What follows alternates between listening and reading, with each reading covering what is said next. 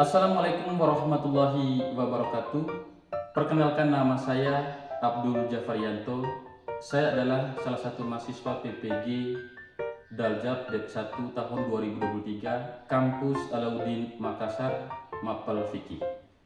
Saat ini saya sedang bertugas di Madrasah Alia Negeri Manggarai Timur, Kelurahan Kota, Kecamatan Sambirampas, Kabupaten Manggarai Timur, Provinsi Nusa Tenggara Timur. Pada kesempatan ini saya akan membuat video pembelajaran dengan tema pemulasaraan jenazah untuk memenuhi salah satu tugas loka karya. Anak-anakku sekalian, pada kesempatan ini kita akan menjelaskan tentang pemulasaraan jenazah, khususnya memandikan jenazah. Namun sebelumnya, Ustadz perlu menjelaskan bahwa jenazah adalah mayit orang yang meninggal dunia.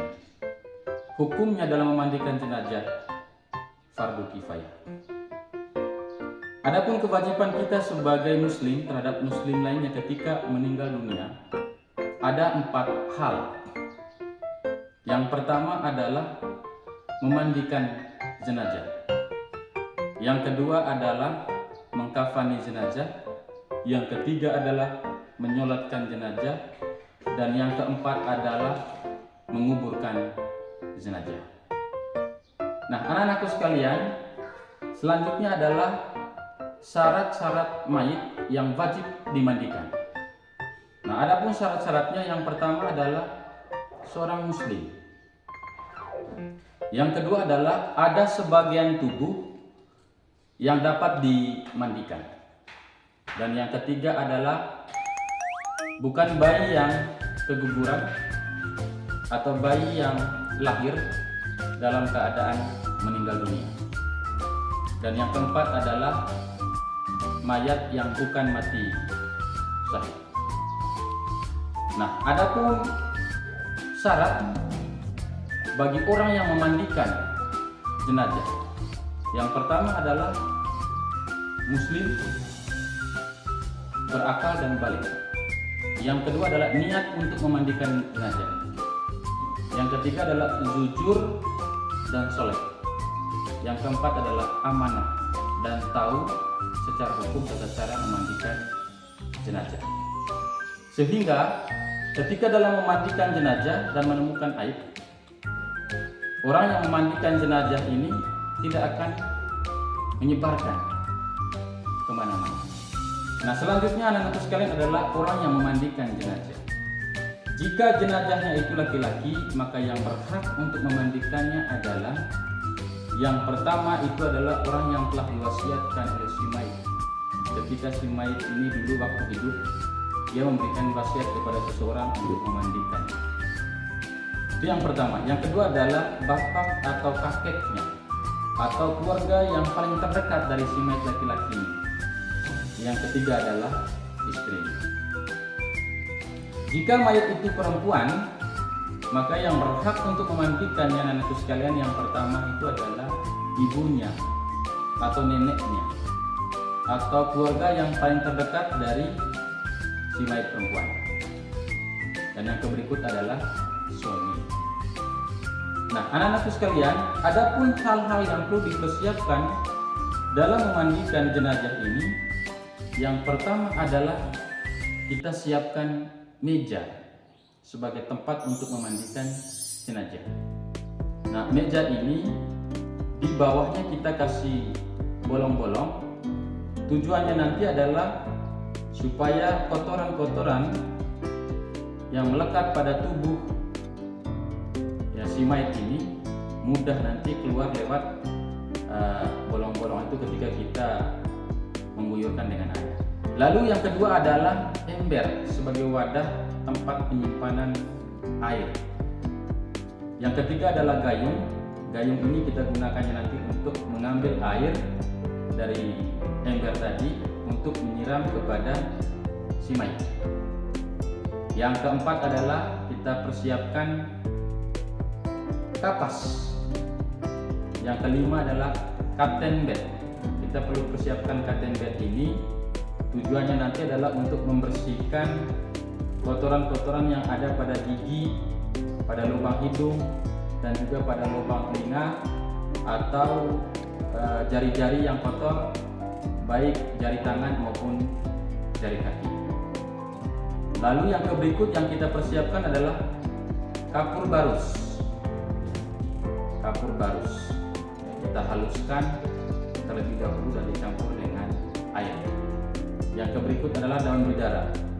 Nah, kalau di wilayah kita susah menemukan daun bidara, maka langkah alternatifnya kita menggunakan jeruk pulut ya. Jeruk pulut ini banyak di pasar-pasar ya, kita bisa, atau di pekarangan-pekarangan kita, itu bisa kita ambilkan. Lalu kemudian caranya adalah kita harus parut ya, hingga halus untuk jeruk pulut ini, kemudian kita campur dengan air. Yang berikut adalah adanya kain penutup supaya tidak melihat auratnya si mayat. Yang berikut adalah ada sabun cair atau sampo yang kita gunakan nanti untuk membersihkan tubuh si mayit. Lalu yang berikut ada handuk ini nanti untuk ngelap ya si mayit ketika sudah dimandikan. Lalu yang berikut ada gunting ini ya, tujuannya adalah ketika kita menghendaki memandikan si mayit, kemudian susah kita untuk membuka bajunya, maka langkah alternatif yang sangat tepat adalah kita menggunting ya bajunya agar cepat. Dan yang berikut adalah kita menggunakan masker, kemudian menggunakan sarung tangan, lalu kemudian di depan tubuh kita ini ya, jadi mulai dari leher ya hingga sampai di paha kita itu menggunakan sarung. Tujuannya nanti itu adalah supaya kotoran-kotoran si mayat ini tidak ya terkena kita ya. Lalu yang terakhir adalah tong sampah. Tujuannya tong sampah ini adalah untuk membuang sampah-sampah yang sudah dipakai dalam proses memandikan jenazah. Nah, anak-anakku sekalian, selanjutnya adalah kita membahas tentang tata cara memandikan jenazah. Dalam tata cara memandikan jenazah, yang pertama adalah kita harus meletakkan mayat itu di atas tempat yang sudah disiapkan. Tadi di alatnya adalah menggunakan meja. Berarti kita letakkan mayat itu di atas meja. Minimal harus 4 orang ya dalam memandikan jenazah. Lalu yang kedua adalah menggunakan sarung tangan. Kita menggunakan sarung tangan. Sarung tangan ini banyak juga di apotek atau di pasar-pasar ya, atau di kios-kios. Kita beli sarung tangan. Kita gunakan sarung tangan dalam memandikan jenazah. Yang berikut adalah menyiapkan air bersih sebanyak-banyaknya. Terus yang berikut adalah sabun cair dengan sampo dan menyiapkan kapur barus. Dan yang terakhir adalah istinjakan terlebih dahulu. Nah, anakku sekalian, dalam istinjakan jenazah kita tidak boleh melihat aurat jenazah tersebut, harus ditutup menggunakan sarung.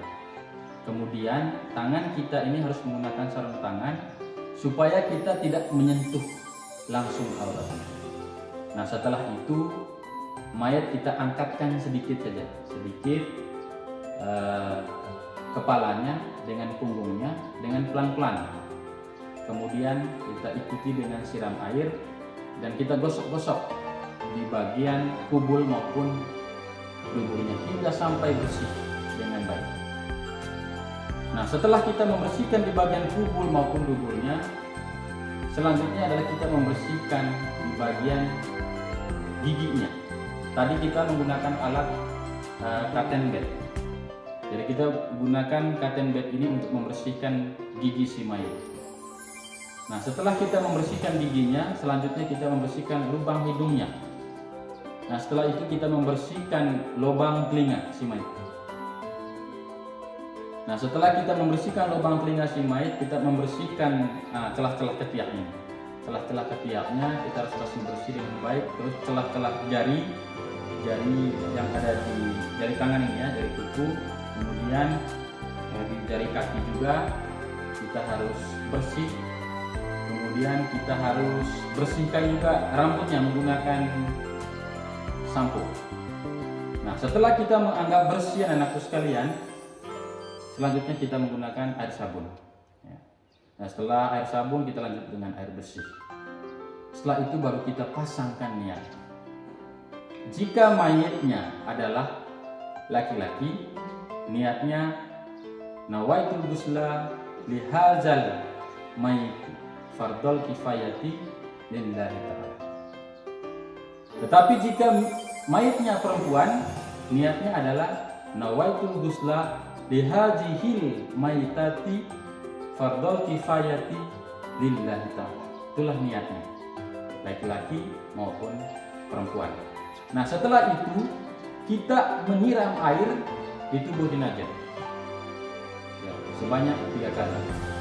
Nah, setelah kita menyiram di tubuh jenazah sebanyak 3 kali, selanjutnya kita menyiram di sebelah kanannya. Di sebelah kanan jenazah ini kita siram juga sebanyak 3 kali. Kemudian kita siram di sebelah kiri jenazah sebanyak 3 kali. Lalu kemudian kita miringkan jenazah ini ke sebelah kiri ya. Ke sebelah kiri kita miringkan jenazah ini ke sebelah kiri. Kemudian kita siram di belakang punggung jenazah bagian kanannya. Itu sebanyak 3 kali. Nah, setelah itu kita miringkan lagi jenazah ini ke sebelah kanan. Lalu kemudian kita siramkan di belakang punggung jenazah ini bagian kiri sebanyak 3 kali. Setelah itu kita siram lagi tubuh jenazah ini dari kepalanya hingga sampai kaki sebanyak 3 kali. Nah, setelah itu anakku sekalian, kemudian kita gosok dengan menggunakan air sabun. Gosok badannya, lalu kemudian kita sampo kepalanya hingga sampai bersih. Lalu kemudian kita bersihkan ya, badannya maupun kepalanya dengan menggunakan sabun dan sampo. Nah, setelah kita menganggap bersih semuanya, maka dilanjutkan dengan menyiram air yang tercampur dengan kapur halus. Ya, kemudian selanjutnya kita menyiram air yang tercampur dengan daun bidara. Nah, kalau tidak ada daun bidara tadi bisa menggunakan jeruk purut. Kita siram juga sebanyak 3 kali. Apa tujuannya anakku sekalian? Supaya ya, terhindar dari kerumunan binatang-binatang ya seperti semut. Nah, anakku sekalian, selanjutnya kita akan melakukan wudu kepada jenazah tersebut. Dalam melakukan wudu kepada jenazah sama seperti yang kita lakukan ketika kita dalam keadaan hidup. Tetapi niatnya adalah ketika mayatnya adalah laki-laki, nawaitul wudu'a bihadzal mayyiti lillahi ta'ala. Nah, sedangkan kalau mayatnya perempuan, nawaitul wudu'a bihadzihil mayyitati lillahi ta'ala. Nah, setelah itu kita siram air di mukanya sebanyak 3 kali. Selanjutnya kita siram juga di tangannya, mulai dari jari tangan kanan ya, mulai dari jari kita sampai siku sebanyak 3 kali. Dan selanjutnya kita juga siram di tangan kirinya, mulai dari jari hingga sampai siku. Nah, setelah itu kita siram di kepalanya sebanyak 3 kali, dan di telinganya juga sebanyak 3 kali, dan yang terakhir adalah kita siram di bagian kaki kanannya sebanyak 3 kali, dan juga di bagian kaki kirinya sebanyak 3 kali. Anak-anakku sekalian, demikianlah cara memandikan jenazah yang dapat Ustadz sampaikan kepada anak-anakku sekalian. Harapan Ustadz, ketika anak-anakku sekalian sudah memahami proses pemulasaran jenazah, khususnya dalam memandikan jenazah, harus diaplikasikan di tengah-tengah kehidupan masyarakat. Demikian Ustadz sampaikan. Atas perhatiannya saya ucapkan terima kasih. Assalamualaikum warahmatullahi wabarakatuh.